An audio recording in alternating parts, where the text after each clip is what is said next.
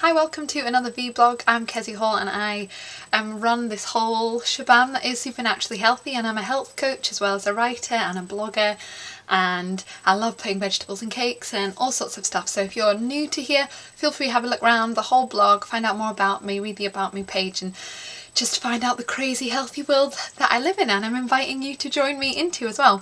So tonight, getting to the point, is I am going to talk to you a bit about gluten and this whole idea of what is gluten and should you be eating it.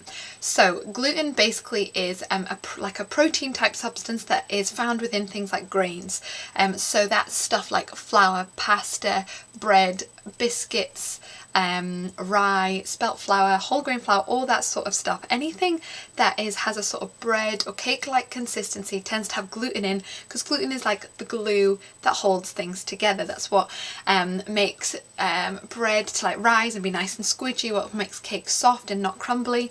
I'm sure lots of you have maybe tried gluten-free biscuits before and found these sort of like disintegrate in your mouth, and that's because they're gluten-free. They've not got this protein, this glue in that keeps everything together.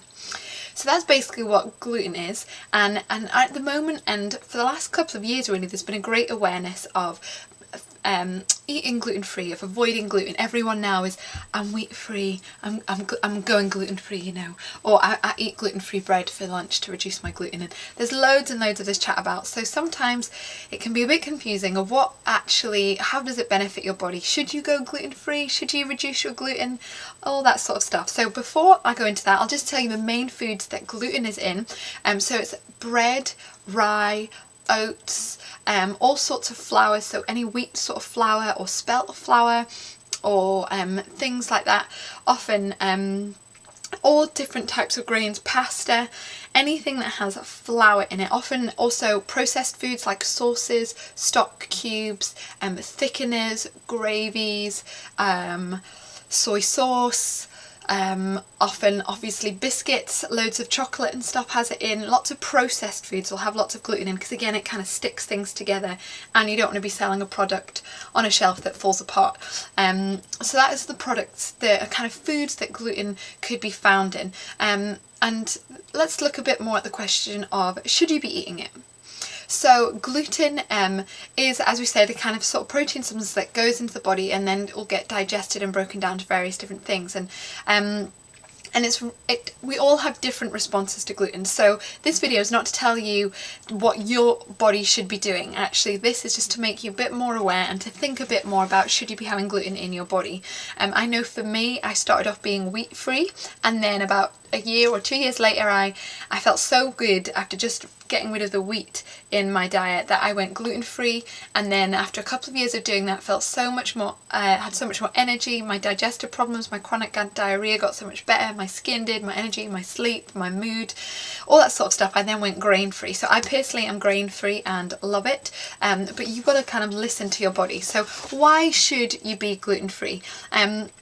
There's, I think, a lot of the symptoms that you can have from gluten obviously vary between each person, but the main ones are things like bloating, lack of energy, being really sluggish, maybe really struggling to lose weight and just feeling very lethargic. Can be really bad constipation or really bad diarrhea. Could be skin problems.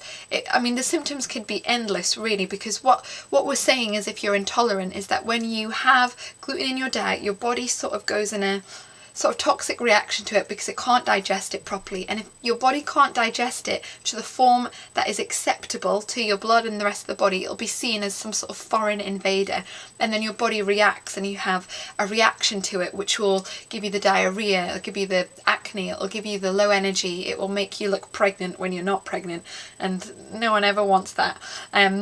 And so a lot of it is not necessarily, it's about what having the gluten will do to your body and to your digestive system. So I'm just going to read you a quote from a book by one of my favourite doctors. She invented the GAPS diet, or not invented, she studied and came up with the GAPS diet. It was a gut and psychology syndrome diet, which I have talked about here and I've followed for a year. And so in this quote, she's talking specifically about GAPS patients. So these are people with really quite chronic health problems, and she is here talking about, what I'm going to read to you is the impact that gluten has on people with, say, autism, schizophrenia and other really quite severe health problems.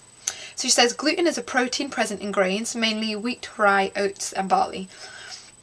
And there has been quite a substantial amount of research done in this area, and then she goes on to mention lots of scientists, where gluten and casein peptides called glutamorphines and caseomorphines were detected in patients with schizophrenia, autism, ADHD, postpartum psychosis, epilepsy, Down syndrome, depression, rheumatoid arthritis and other autoimmune diseases. These opiates from grains are thought to get through the blood-brain barrier and block certain areas of the brains just as morphine and heroin do.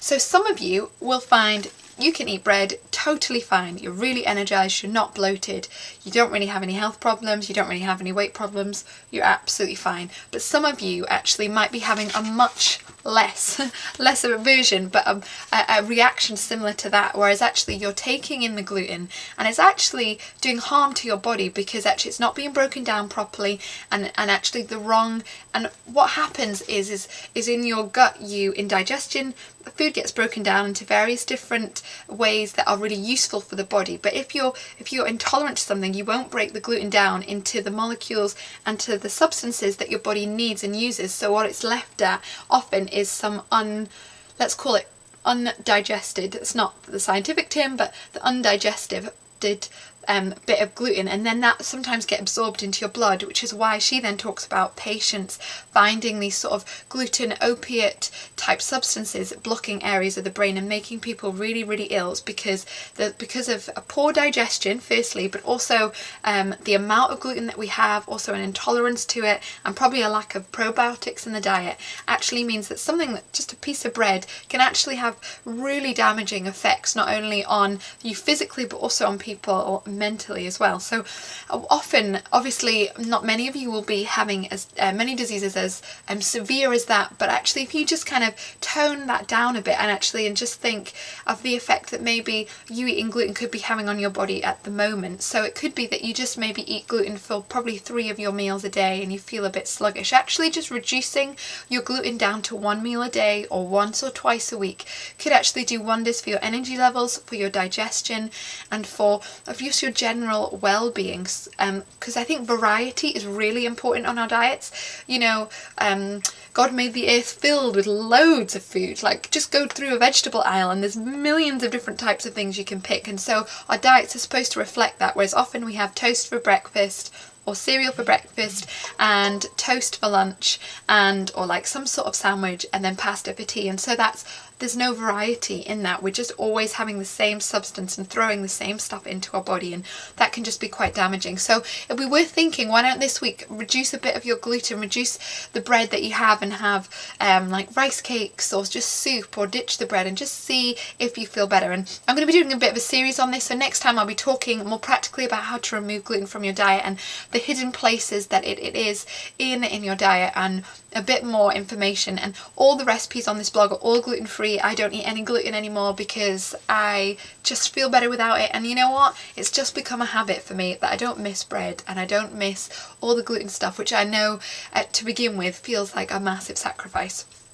And actually now I totally love all my food and I never feel like I'm missing out. But that is because over the years I've just made loads of small changes and eating gluten-free and now grain-free is just a habit of mine. So why not think about reducing your gluten this week, or even just being aware of how much gluten you have. Just think about how much gluten you've eaten today or this week and just see how your body reacts to it, because it could be that you're having an intolerance which is just getting in the way of all your health goals and dreams. So thank you for joining me tonight. Make sure you check out the recipe below for chocolate milk. I've just made some more because it's awesome. And I will see you soon. Bye.